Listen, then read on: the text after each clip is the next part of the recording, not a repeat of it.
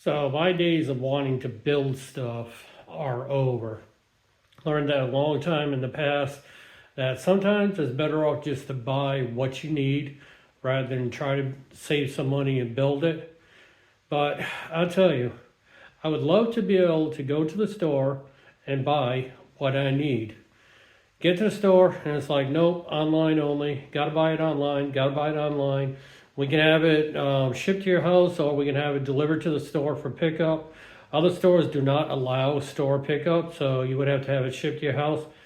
If I'm going to do that, I might as well just order it off of Amazon and buy everything that I need in one shipment instead of ordering online from all these different places. Oh, it's cold out there. Oh boy. I definitely have hat head. Oh well. So the worst part is, you drive half an hour there, you get there and you find out, nope, you have to buy it online only, or they don't have it in stock when the website said it was in stock. And truthfully, if you buy online, you've got to wait a week or two for it to come in sometimes. And not every project actually warrants the expedited shipping or the extra cost to have it shipped within 2 to 3 days. So there we go. Found kind of hoping what I need. The worst part about it, when that all rung up at the cash register, it would have been as much as I would have purchased a pre-made item. And one of the worst things is when you look online at what you need to buy, you see this little yellow box that pops up, especially on Amazon, which thank God they do have that says warning. This is a highly returned item. Please check sources or where you're buying from or quality. So Amazon has this listed that they're shipping from Amazon, but yet it's a super highly returned item. So it makes me wonder why they keep it in stock if it's that highly returned. Frustrating, especially when you live out in the country. Don't get me wrong, I love living in a rural area. I refuse to live in a city because of all the noise, traffic, congestion, especially with stores not having what I need. But yeah, when you drive somewhere for something that's supposed to be in stock and you find out, nope, it's not in stock, a little frustrating. Okay, so my goal is to have some sort of keyboard tray or keyboard drawer for this desk. And the reason behind that is I want to get stuff off the desk as much as possible and make things easier for when I got to reach for my Antem camera controller instead of having to reach across the desk. Also, I would like the iPad to be off the desk. I thought of making use of the swing arm that I have, which if I could have found a mounting bracket down here, it would have been perfectly great, because then I could swing it out and then totally swing it out of the way when I'm not using it. But yeah, that's not going to work. Not only that, the other thing is a little worried about the swing arm hitting the monitor and damaging it. Also, I need a power switch for the AC plugs for the camera switcher. And if you can see it back here, this little box that provides phantom power for the microphone, because neither of the two have a power switch on them.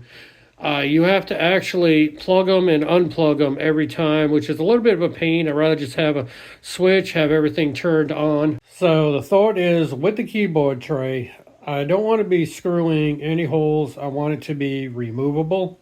This way here, if I want to go ahead and convert it over to this table sometime in the future, if I ever downsize more and decide that I only want the one big table, and if I want to reposition it or whatever. So considering I could not find locally and I did not like what I was seeing online, we're going to attempt to come up with something ourselves. So I got this piece right here from Home Depot.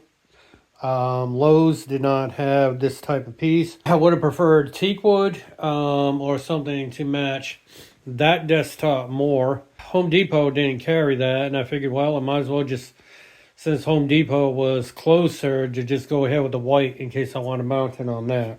So let me get everything out and let's see if this is going to work. Alrighty, so we got the piece of wood, we got clamps, we got brackets, and for the power switch, they didn't have what I was looking for anywhere. Basically, all I wanted was a switch that would just go with the camera switcher and also the little phantom power box, and that's it. So I had to settle on this.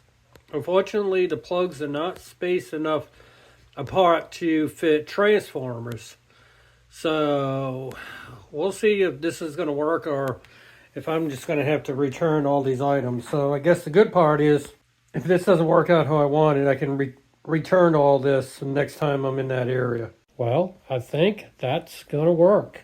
So what I did was I went ahead and zip tied the two C-clamps together and also zip tied the bracket to the edge of the desk. Like I said, I did not want to drill any holes. I didn't want to do any screws. I wanted this to be totally removable in case it doesn't work out for me or in case I decide to move it to the other table.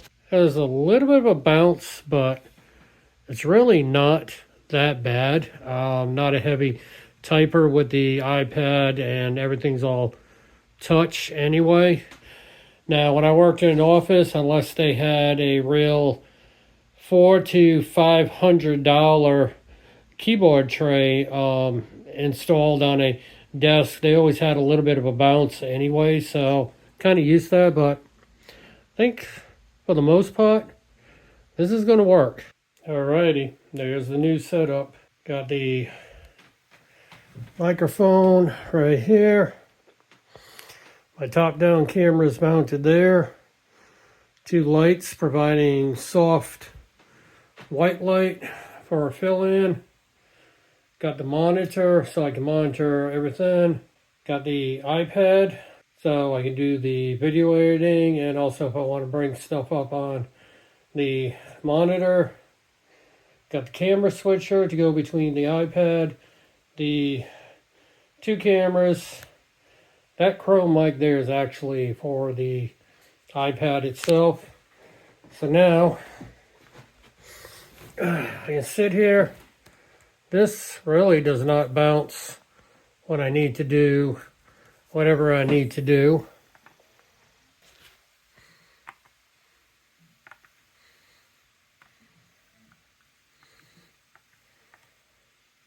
So that's going to work totally awesome.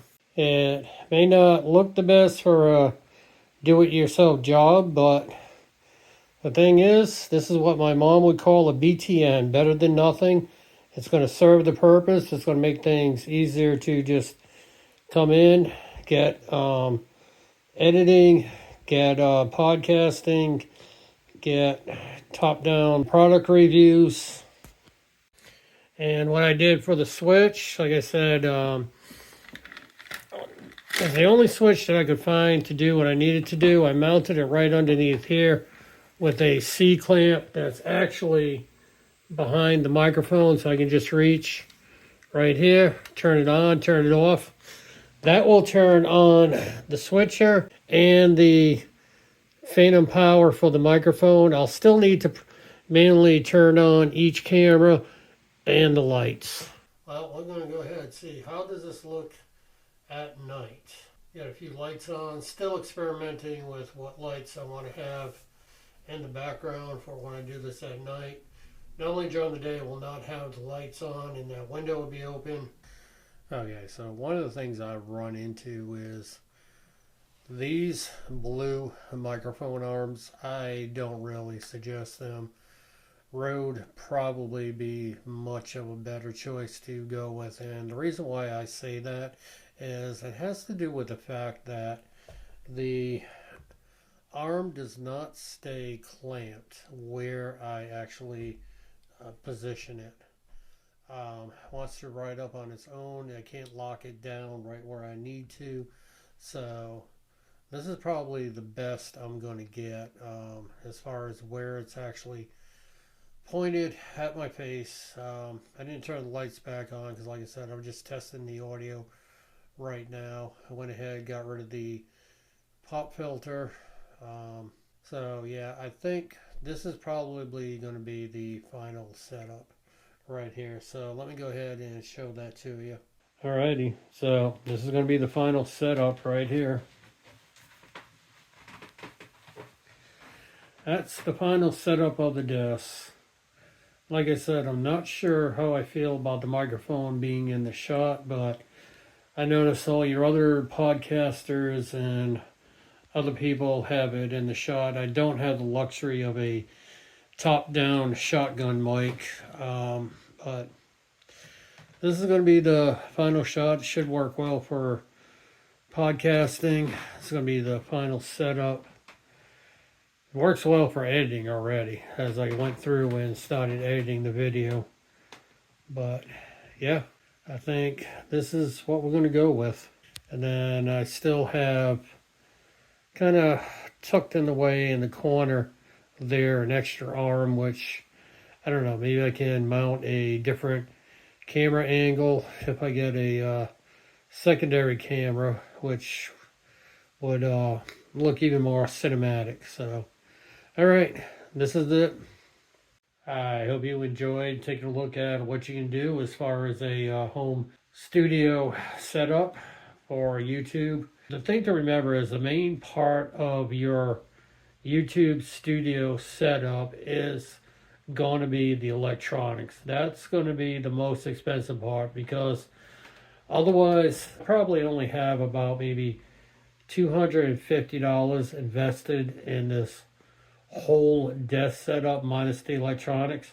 I went pricing new desks for what I need, and you're looking at about $400, $500, or $600. So you'd be amazed what you can do to try to save money, and this is going to last a long time.